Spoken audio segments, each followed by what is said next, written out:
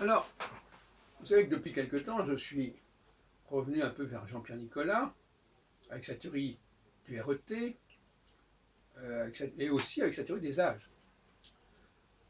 Mais il est passé à côté d'un certain nombre de choses, comme Barbeau est passé à côté d'un certain nombre de choses, mais quand même, ce sont les précurseurs qui ont été marquants dans les années 60. En 64, Nicolas publie La condition solaire. En 67, Barbeau publie Les astres et l'histoire.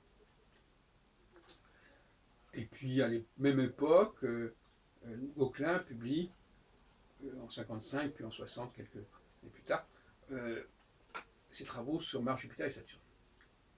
Voilà les trois grands piliers de l'astrologie française des années 60. Vauquelin, Barbeau, Nicolas. 50 ans après, bon, passons. Et donc, la notion de court terme est très importante. Des gens qui agissent à court terme, à moyen terme ou à long terme. Martien, jupitérien, saturnien. Ça n'a pas été dit par Nicolas, à ma connaissance. Pas de cette façon. Et ils ne sont pas le même rythme de vie, on pourrait dire. Alors, on peut dire que d'une certaine manière, le martien correspondrait à l'âge de l'enfance, le jupitérien à l'âge adulte, et le saturnien à une sorte de maturité tardive, etc. Mais ça vaut ce que ça vaut. Mais si on voulait, on pourrait jouer là-dessus.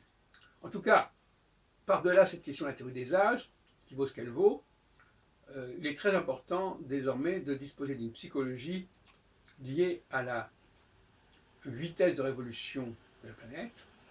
Dites-moi quel est ton rythme de vie, je dirais quelle est ta planète. Ça. Dis-moi si tu agis à court terme, à moyen terme ou à long terme, et je dirais quelle est ta planète. Donc là, c'est une typologie liée au temps, au rythme, au terme des choses, à la durée des choses. Et ça me paraît fondamental. Pour moi, c'est une révolution de penser comme ça, surtout si en plus, ce que j'avais déjà évoqué d'ailleurs dans mon petit volume, mon petit volet, si on préfère, paru dans Cosmopolitan, la revue féminine, en décembre 76, hein, c'est quand même plus de 40 ans, s'appelait L'astrologie sensorielle, je vous y renvoie.